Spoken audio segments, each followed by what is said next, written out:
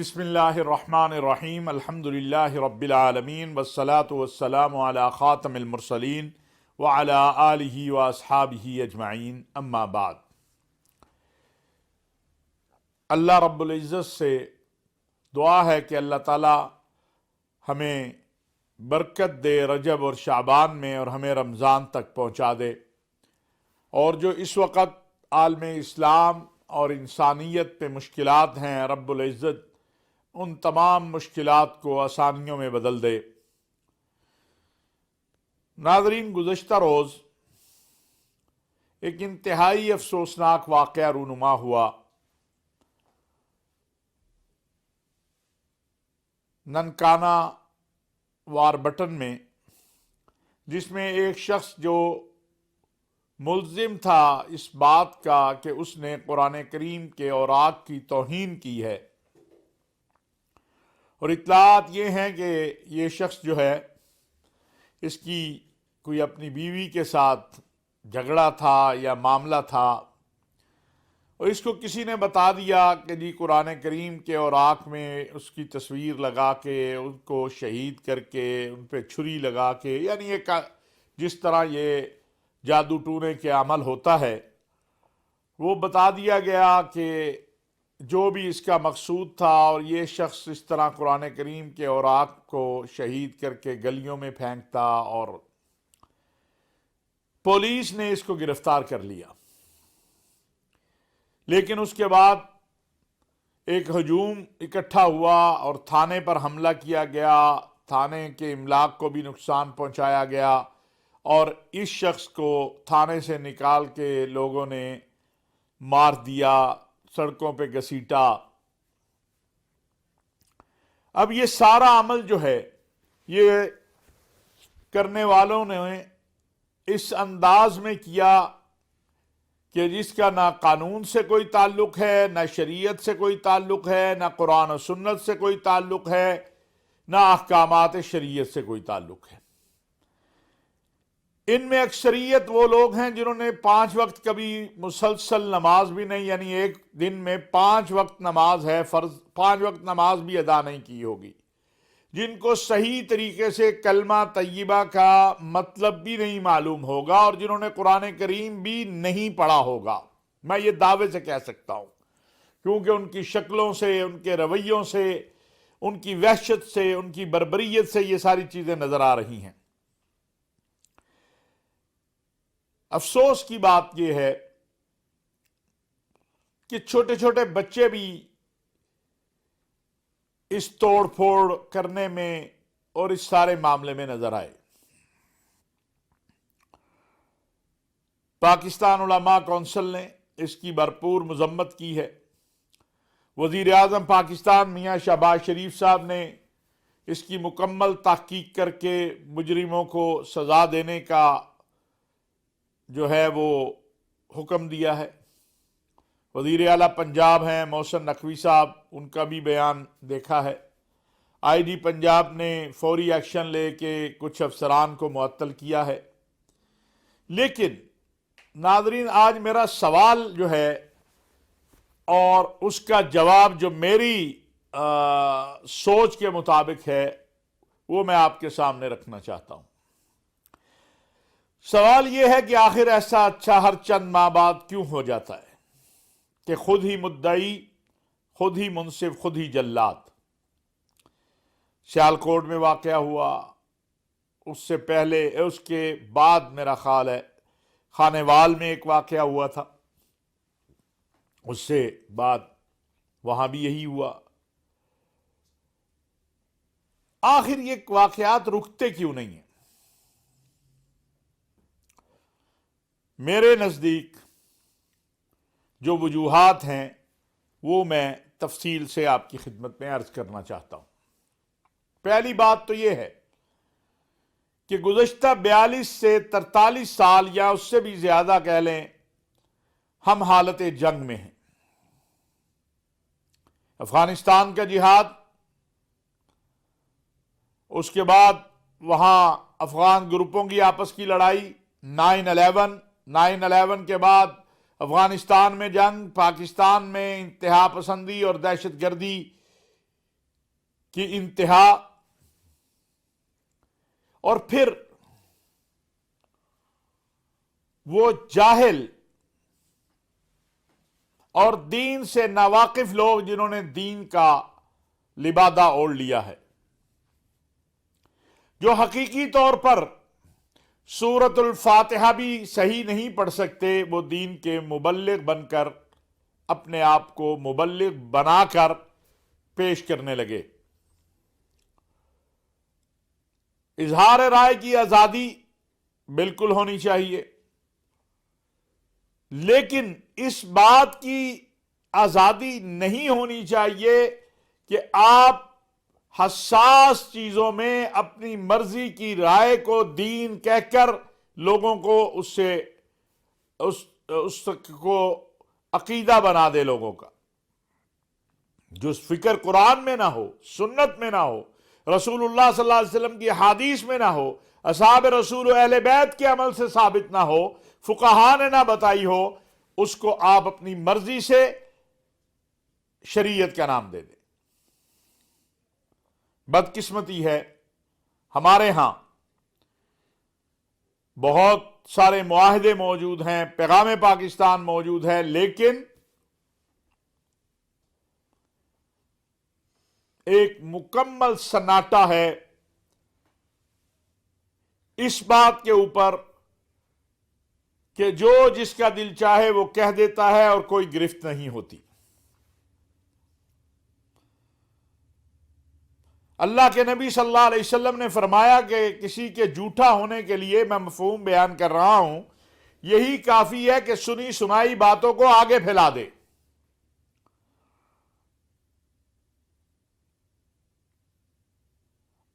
اور یہ ہم مسلسل دیکھتے ہیں۔ اب یہاں پر جب پولیس نے اس مجرم کو یا ملزم کو گرفتار کر لیا تھا، تو جن لوگوں نے وائلنس پیدا کیا، لوگوں کو اکسایا، ان کو گرفتار ہونا چاہیے، ان کے خلاف ایکشن ہونا چاہیے۔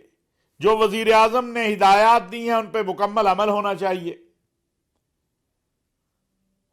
اور کسی بھی طرح سے ریاست اور ریاست کے اداروں کو کسی سے بلیک میل نہیں ہونا چاہیے۔ پیغام پاکستان کی صورت میں ایک متفقہ ضابطہ اخلاق موجود ہے، اس پر عمل ہونا چاہیے۔ قومی ایکشن پلان موجود ہے، اس پر عمل ہونا چاہیے۔ بدقسمتی یہ ہے کہ ہم وقتی طور پہ تو مرہم رکھتے ہیں زخموں پہ، لیکن زخم کا مستقل علاج نہیں کرتے۔ ہمیں رویوں کی اصلاح کے لیے تربیتی عمل کا جو سلسلہ ہے وہ شروع کرنا ہے۔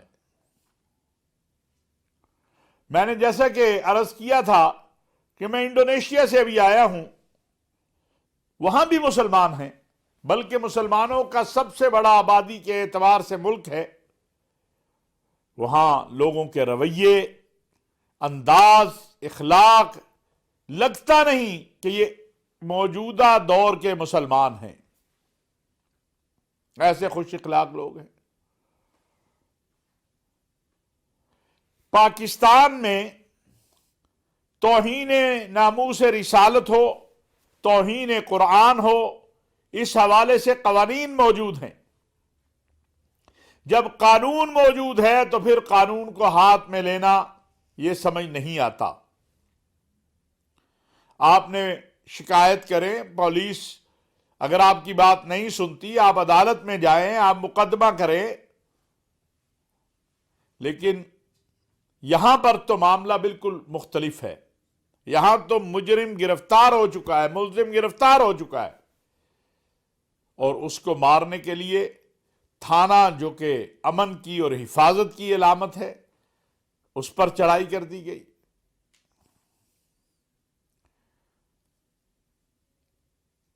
یہ جب تک ہم اپنے رویے نہیں بدلیں گے اور یہ سوچ پیدا نہیں کریں گے کہ خالی مسلمان کہلانا یا یہ کہہ دینا کہ میں بہت بڑا اسلام کا محافظ ہوں اور بہت بڑا محمد الرسول اللہ صلی اللہ علیہ وسلم کا عاشق ہوں، اور عمل ایک چیز پہ نہ کرنا. جو آقا علیہ الصلوۃ والسلام نے فرمایا ہے اس پہ عمل نہ کرنا، آپ کی سنتوں پہ نہ چلنا.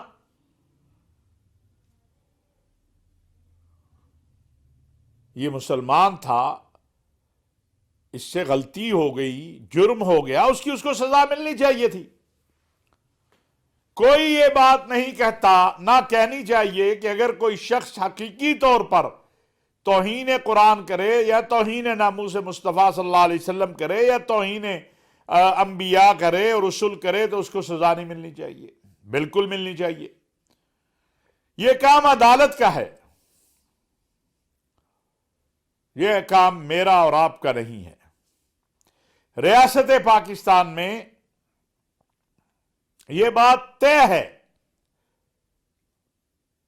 کہ قانون کی حکمرانی ہونی چاہیے. میں سمجھتا ہوں کہ چلیے اس کیس کو ہی ایک ایگزامپل بنا لیجیے. محترم چیف جسٹس آف پاکستان اور chief justice Lahore high court حکم جاری کریں کہ 1 ماہ کے اندر ٹرائل ہو اور مجرموں کو یہیں اسی جگہ پر سزا دی جائے.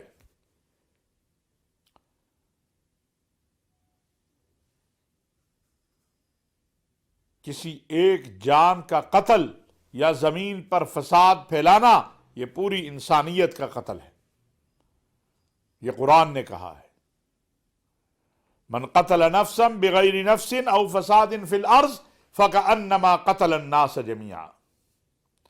جس نے کسی ایک انسان کو قتل کیا اس نے پوری انسانیت کو قتل کر دیا یا زمین پر فساد پھیلایا. میں سمجھتا ہوں اس پر خاموش رہنا بھی جرم ہے.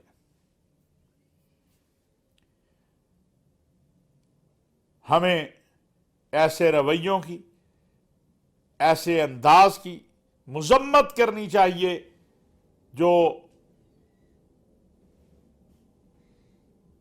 اس طرح کے فساد اور قتل و قتال کا سبب بنے.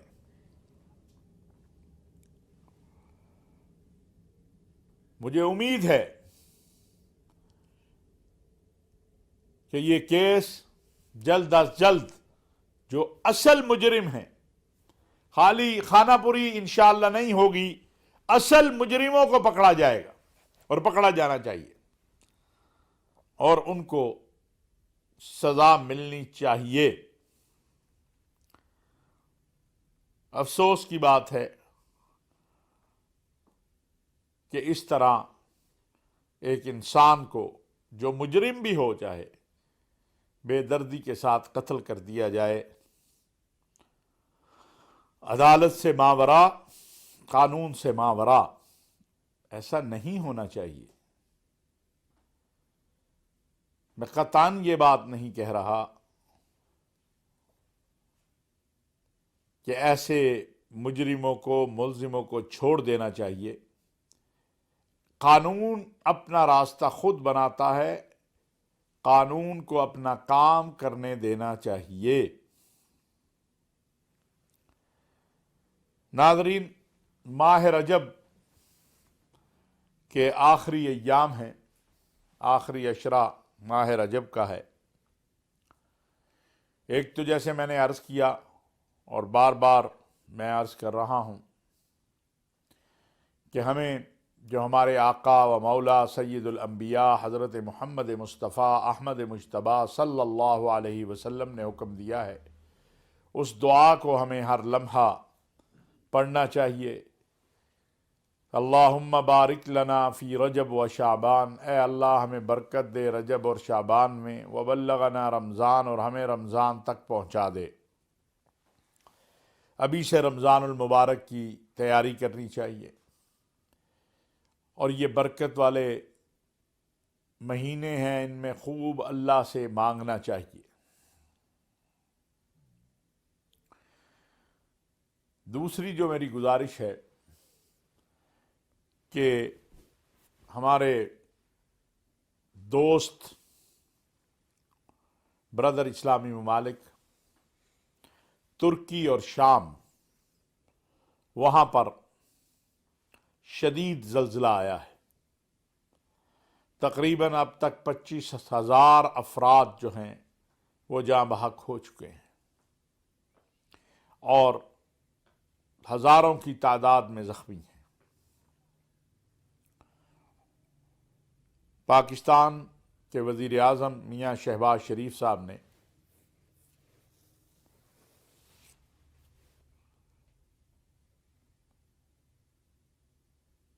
قوم سے بھی اپیل کی ہے اور خود بھی حکومت پاکستان